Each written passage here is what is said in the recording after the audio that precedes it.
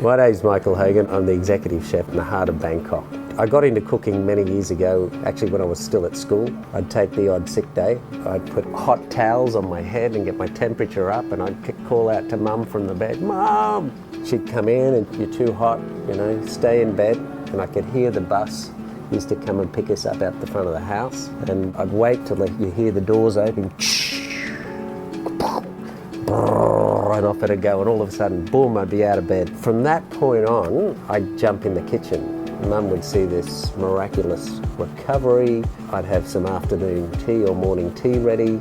I'd pull out a nice cake or a little scone or something like that from the oven. In reality, I think I should have been a pastry chef. When I was about 16, I had this passion for horse riding, and it was a super expensive sport, and I had to feed the horses and put them into trucks and take them to shows and competitions and stuff like that, so I actually needed money.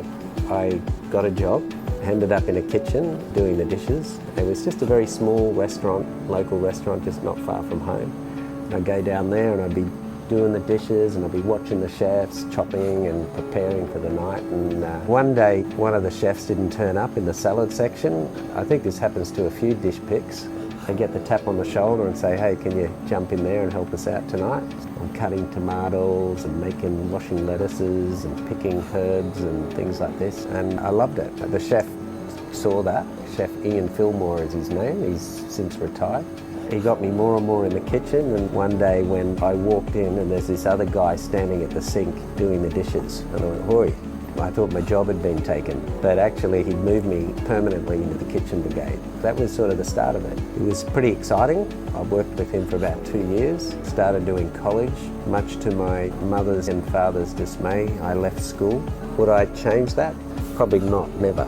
I love what I do. There's something about cooking for somebody else. The appreciation of it all is a big part of it. The partnership in the kitchen, working together, it's like a well-orchestrated band. Things have to come together on the plate at the same time. You have to create experience, ambience, taste and flavour. There's so many moving parts that come together to create this. In my current position, we do a lot of events and catering and weddings, social events. It's a different sort of thing to what I'm used to, and I think back to those early days. 45-seat restaurant, we're 3 chefs in the kitchen, and today I command a kitchen of 165 chefs with many, many things going on. The underlying thing is still the same. It's still a guest or a customer or person at the end of that sitting at a table waiting to eat, and you need to create that experience.